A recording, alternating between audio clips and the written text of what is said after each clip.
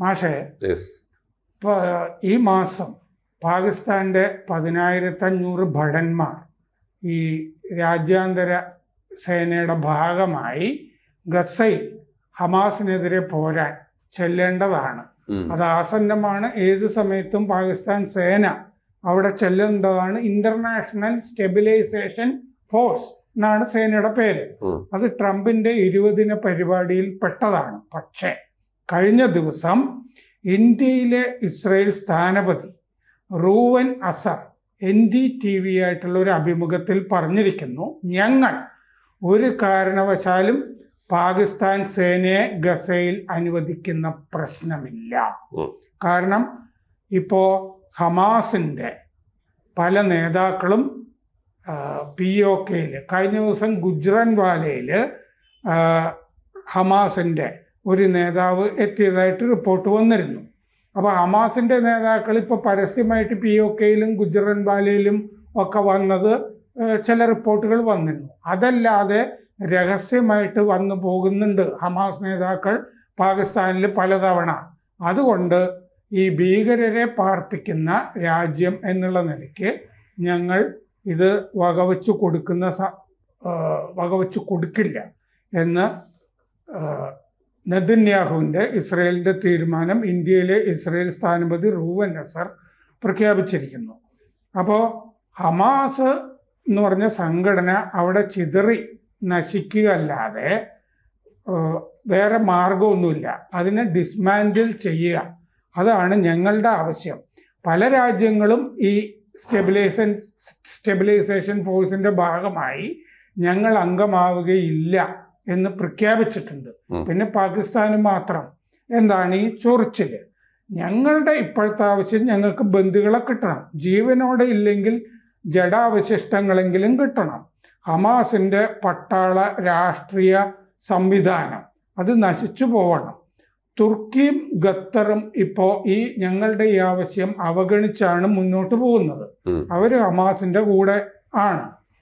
ഈ ഹമാസിനെ വിടാതെ അവിടെ ഇനി വെടിനിർത്തലിൻ്റെ 2ാം ഘട്ടം നടപ്പാക്കാൻ ഞങ്ങൾ സമ്മതിക്കില്ല.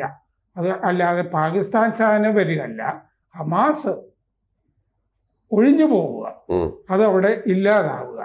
നയതന്ത്ര സമ്മർദ്ദം വിലപ്പോയില്ലെങ്കിൽ ഇത് ഇസ്രയേൽ ഒറ്റയ്ക്ക് കൈകാര്യം ചെയ്തോളാം ഹമാസിനെ എന്നാണ് പറയുന്നത്. അപ്പോൾ പാകിസ്ഥാൻ സേനയെ വെച്ച് പൊറിപ്പിക്കില്ല. ഞങ്ങൾക്ക് വിശ്വസിക്കാൻ കഴിയുന്നവരുമായി മാത്രമേ ഞങ്ങൾ ബന്ധപ്പെടുകയുള്ളൂ.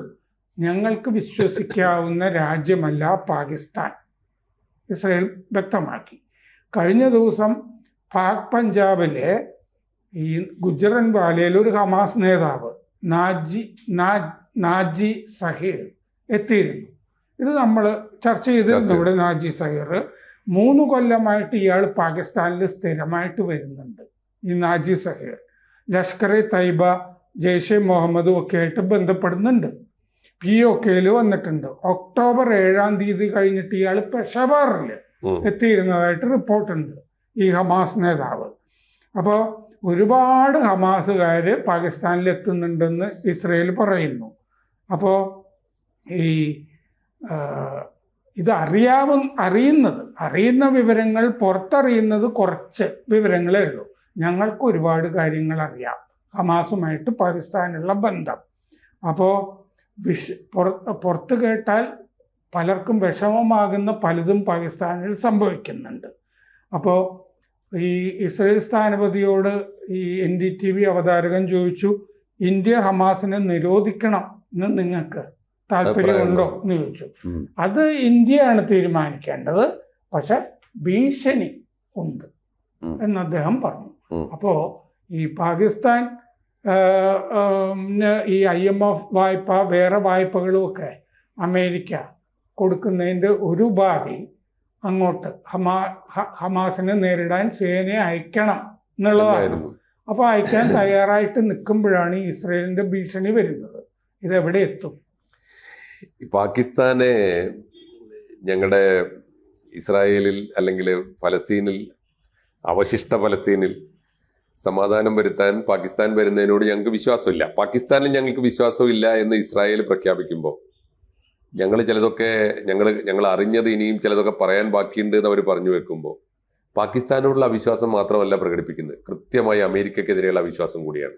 കാരണം അമേരിക്ക കൊണ്ടുവന്ന ഈ ട്രൂസിന്റെ കാർണിവൽ ഉണ്ടല്ലോ, ഷറം ഷെയ്ഖിൽ വെച്ച് നടന്ന ആ കാർണിവലിന് നേരിട്ട് ചെന്ന് ഇസ്രായേൽ പോകുന്ന വഴി ഇസ്രായേലിൽ ചെന്ന് ഇസ്രായേൽ പാർലമെന്റിൽ പങ്കെടുത്തിട്ട് ക്ഷണിച്ചതാണ് ട്രംപ്. എന്നിട്ട് പോയില്ല നെതന്യാഹു. എന്ന് പറഞ്ഞാൽ അമേരിക്കയുടെ ട്രൂസിനെ ആദ്യം തള്ളിപ്പറഞ്ഞ നെതന്യാഹു പോവില്ല എന്ന് പറഞ്ഞാൽ നെതന്യാഹുവിനെ ഞങ്ങൾ അനുവദിക്കില്ല എന്നാണ് ഈജിപ്തും ഖത്തറും ഒക്കെ നിലപാടെടുത്തിരുന്നു. സത്യത്തില് നെതന്യാഹുവും കക്ഷിയല്ലേ, കക്ഷിയും ചർച്ചയിൽ പങ്കെടുക്കേണ്ടതല്ലേ, അന്ന് അയാളെ അനുവദിച്ചില്ല. ഒന്ന്, ഇനി മറുഭാഗത്തുണ്ടായിരുന്നത് പങ്കെടുക്കേണ്ടിയിരുന്ന ഹമാസാണ്. ഹമാസിന്റെ നേതാക്കന്മാരിൽ 3 ഖത്തറിൽ വെച്ച് കൊല്ലപ്പെട്ടു.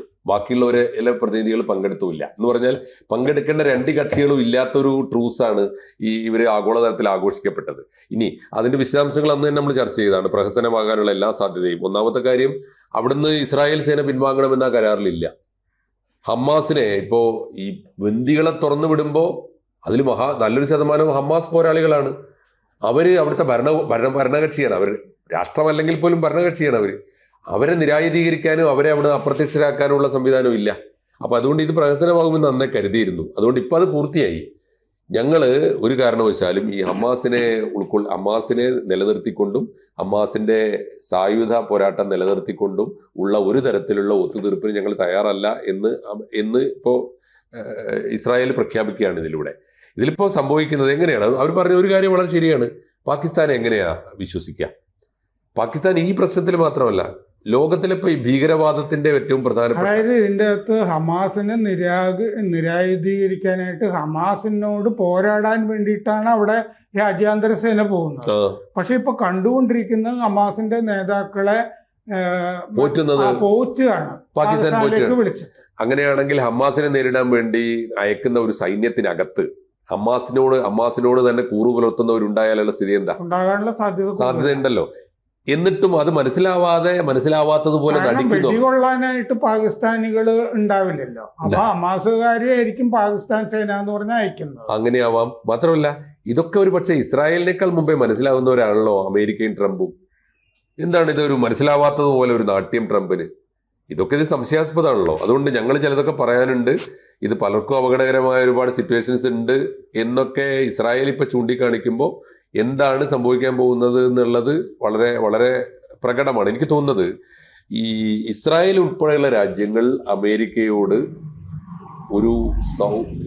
ഈ നിശബ്ദമായിട്ടാണെങ്കിലും ഒരു ശത്രുതാപരമായ നിലപാടിലേക്ക് നീങ്ങിക്കൊണ്ടിരിക്കുകയാണ് അമേരിക്കയോട്. ആ സമയത്താണ് അമേരിക്ക 2 കാര്യങ്ങൾ ചെയ്യുന്നത്. സാർ ശ്രദ്ധിച്ചിട്ടുണ്ടാവും, ആഗോളതലത്തിൽ ജിയോ പൊളിറ്റിക്സിൽ ഇപ്പൊ ചെയ്യുന്നൊരു കാര്യം, റഷ്യക്ക് അനുകൂലമായി ഉക്രൈൻ വാർ തീർപ്പാക്കുന്നു.